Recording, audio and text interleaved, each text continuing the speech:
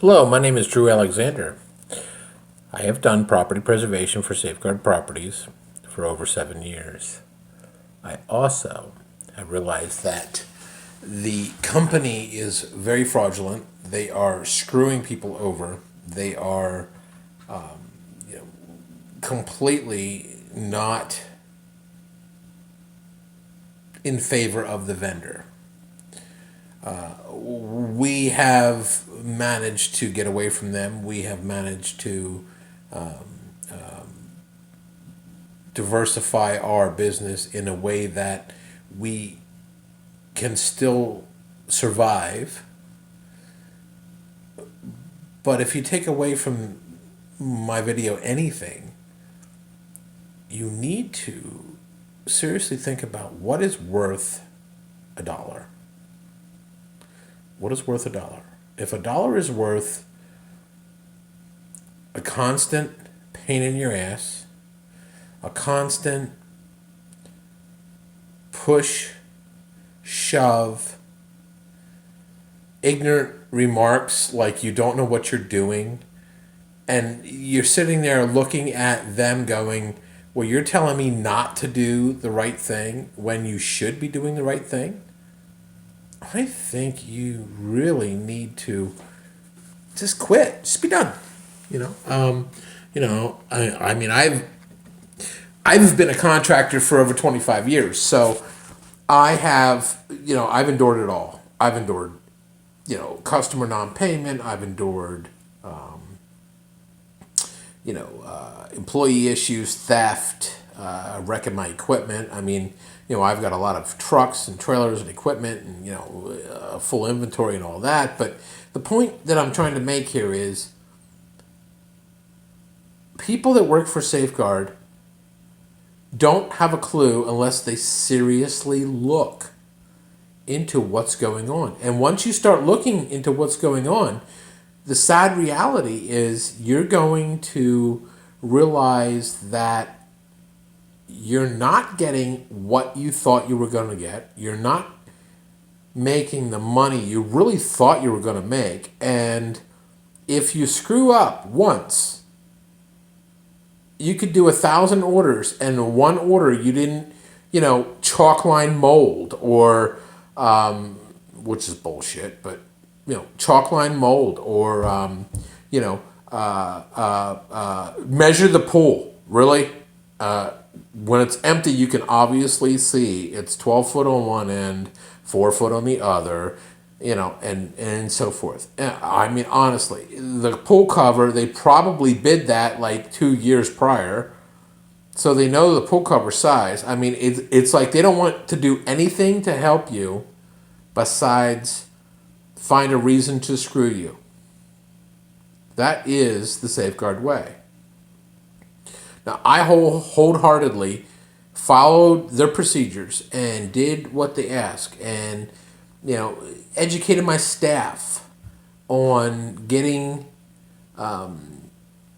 with the times, if you will, and did the whole QC. I mean, I had a QC program. I had people that I paid to go out and do QC. Just that was a whole different realm of our company, and these girls would go out or these guys would go out and they would, QC our work and rephoto what my crews did a day or two, prior and so forth. And we did this consistently for a very long time. And the sad thing is, we caught ourselves on more issues than Safeguard caught us on. But they never wanted to actually man up and say, you know what? We made a mistake. Here you go. We charged you back for this. It wasn't your fault, blah, blah, blah. And it's a two-way street. That's the way I believe it. I believe it's a two-way street in business. If you can't work with your customer, you can't work with anyone. And I feel that people need to realize that in this business, if you can't cover your ass, if you don't cover your ass and you don't make sure that you're right, first of all, get out, all right? Work your way out of it. Get yourself away from Safeguard. Safeguard is the virus that will kill you. They will put you out of business. I have seen many vendors come and go. I've seen inspectors come and go. You know, I try to make a rapport with all these people. You know, there's plenty of work to go around. I'm not like sitting there going, oh, I want all the work. You know, that's not the case. The case is they need to realize that, you know, you can't treat people like this. And they treat them like they're a doormat. All right. Well, if you're into that, that's great, but I'm not.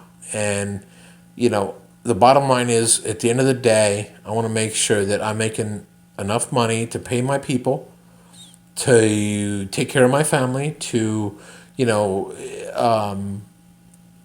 try to get my business, you know, to another level if possible. But you don't do what they do. And everybody sits there and they say, well, you know, I got a $10,000 check, I got a $20,000 check, I got a $40,000 check. Yeah, listen, I've gotten $80,000 and $100,000 checks.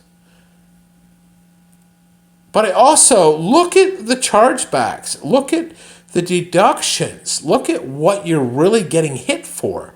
It doesn't matter how much the check is. It matters how much you're getting screwed. And this is what people do not look at, and I do not understand why. Okay, maybe you have a small mind and you're a small company, and that's fine. And if you're happy with it, great. But if you went out and you paid a crew to do the work, get it done in a timely fashion, 3 days or less, you know, why shouldn't you be paid? Why shouldn't you reap the benefits and be able to pass those benefits on, if at bay, to your employees and to your family of company that made it happen? See, that's what upsets me because, you know, like this time of year, this is Christmas, and I believe that, you know, Christmas time, you know what? Okay, so I may not pay the best. I may not give them, you know, $25 an hour. But the bottom line is now is when they need it. And I want to give it back. I want to give them, you know, money. I want to give them gift cards. I want to give them time off. This is the time that I want to give back to the people that make it happen for me. And what really pisses me off is I can't do that. This year especially, I can't do that because I had to make the hard choice and say, you know what? We were a $700,000 to $900,000 vendor a year, and we walked away. And as soon as we walked away, that was it. So now I have to sit here and deal with that, you know, and I'm not happy about it. But I know, and I've spoken with my employees one-on-one, and they all understand that, you know what? We understand why you're doing this, you know, and the good thing is that I've portrayed throughout the years to my people that, you know what? Even if I don't have food on the table, I'm going to give you your paycheck. I'm going to give you your money. I am going to help you, you know, I mean, if you need, you know, a water pump changed on your own personal truck, bring it in. We'll bring it in the shop. I have a full facility. I have, you know, all the tools and equipment and all that stuff. So, you know, however I can help you out, I will. And the sad thing is, this year I cannot do that. And that is very disturbing to me. I am so upset. I had to lay off my office staff. I had to lay off, you know, a lot of my crews. And, you know, they understand, but that's not the point. The point is, you know, we were trying to do the right thing, and we were bucking and fighting with them. We were bucking and fighting with Safeguard 24/7, trying to make them realize that, look, we are a good vendor. We know what needs done. We have, you know, $200,000 worth of inventory sitting here just for preservation work. And you know, you people treat us like, we're some backyard something or another, and I don't quite understand their theory on it, but it was completely disheartening to me because I don't treat my people that way, and I never would. And if I had to, if it came down to the point that I had to treat my people like shit, I'd be done. I would stop working, I would close the business, and I would move on. I would go get myself a job somewhere where, whatever, I'm going to make a living and I'm going to do what I have to do. But the point is,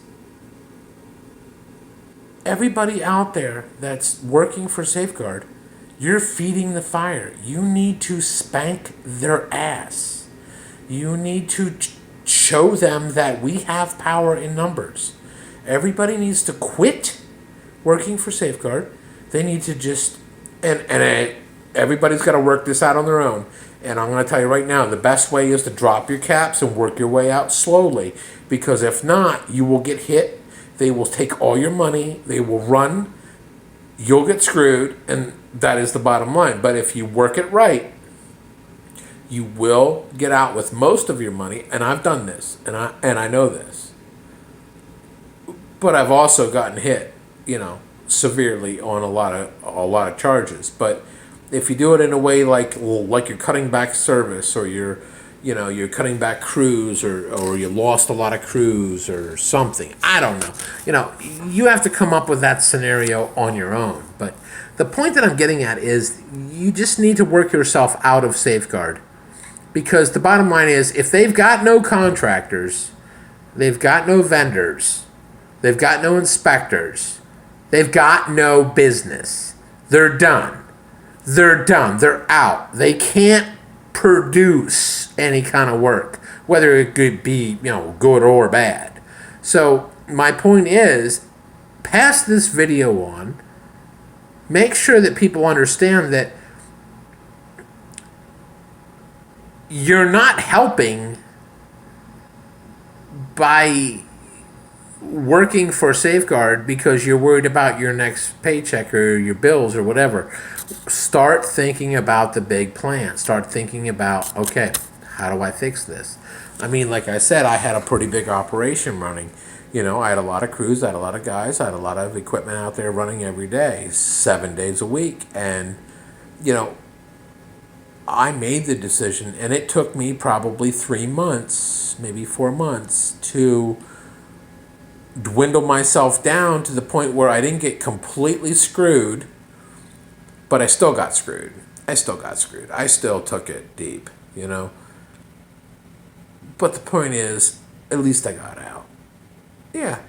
Now I'm sitting here today, and it's December 22nd. My wife's upset with me because I have no work. I have work, but it's just not the volume that she's used to. She's used to the 12 to 15 hour days where I'm calling her, telling her, oh, I'm not coming home because, I got crews still out, and I'm, so forth. Now I'm home at like 5 or 6 o'clock, and she's going, why are you home? Well, the point is, I'm home. But, one nice thing that I realized this week, my kids needed a ride to school early. They were doing a project. I was available. My wife needed some things done. I was available. I was able to help my family, whom usually suffered because I was working. So to me, I think this has been probably the best week or 2 weeks that I've had in probably close to 10 years. Because I feel good about it. I really do. I feel good that I could help them. I could do what they needed to do. I could get them where they needed to be, I mean, I was even home to make dinner a couple of times, which I love to cook, but, there again, I'm never available, I mean, I was always at work. I was always trying to take care of whatever, So everybody needs to sit back and take a hard look at Safeguard and realize that they're doing nothing but running you into the ground and taking your life away from you. And you really just need to acknowledge that fact and acknowledge that life is not worth that. You know, I personally was an alcoholic for a lot of years. I quit drinking 4 years ago. Why? Because my wife and I had a big argument, and it was over drinking, and I quit. And I said to her, you know what? You're important to me. The kids are important to me. I'm done. And I quit, and I was done. And from that point on, I never touched another drop of booze. And that was probably the best choice that I've ever made in my life. But there again, that was one choice. In business, you have to make these same kind of choices that impact everybody and everything around you severely. And I think because I was able to make that choice, because I wanted my life, I wanted my wife, I wanted my kids, I wanted my home, my happy life. But not that it's always happy, but the point is, whatever. I wanted that. And being that I wanted that, I was able to make that severe change in my life and say, I'm done. And that's what I'm trying to portray here.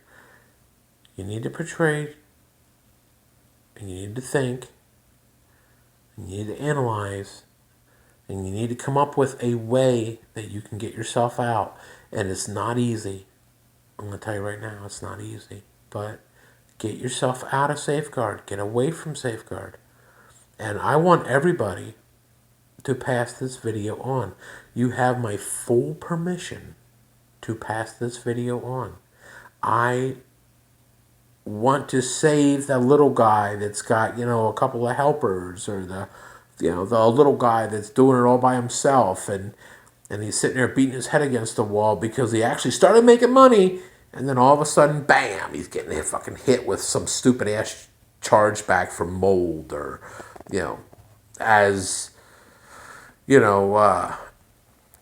the other videos I've seen, like trees and mold and, pools and, different things and citations and all this shit. The preservation business isn't about that. It's about, and this is what I learned right from the beginning. The preservation is about going out there, taking care of these homes, taking care of the neighborhood, and making sure that the banks don't look like shit, and making sure that the neighborhood is happy that the house doesn't look like shit, and making sure that the situation, just because it's a foreclosed home or just because it's a vacant home, making sure that the scenario isn't obvious, because that's what brings on all the other crap. That's what brings on the looters and the vandals. And, we're always going to have things like weather and issues and, storm damage and stuff like that. But honestly, when it's an obvious target, it's a target. I mean, think about it. What are you going to do? Nothing. These people let it be that way. And Safeguard is the biggest culprit. So, there again. I am really upset about this. I am. I'm just trying to portray to you that there is a way out, and find it on your own, fix it, move on. And the bottom line is, if everybody comes on board and quits working for Safeguard, I would love to hear, and not that I'm going to benefit from this, but I would love to hear that January 10th, Safeguard is filing for whatever because they have no contractors. I would love to hear that. That would be like a blessing. I would have a party. I would throw a freaking party and bring everybody in and say, you know what? We're celebrating this because we finally made an impact. But Safeguard is so good about leading you on and sugarcoating and stroking you that people need to get to that point where they see through it. And once Safeguard realizes you see through it, trust me, they're going to kick you just as quick as you'll kick them. Anyway, this is Drew Alexander with Handy Services. I don't think there's bad contractors out there. I just think there's a lot of bullshit we deal with. So anyway, signing off. Talk to you later.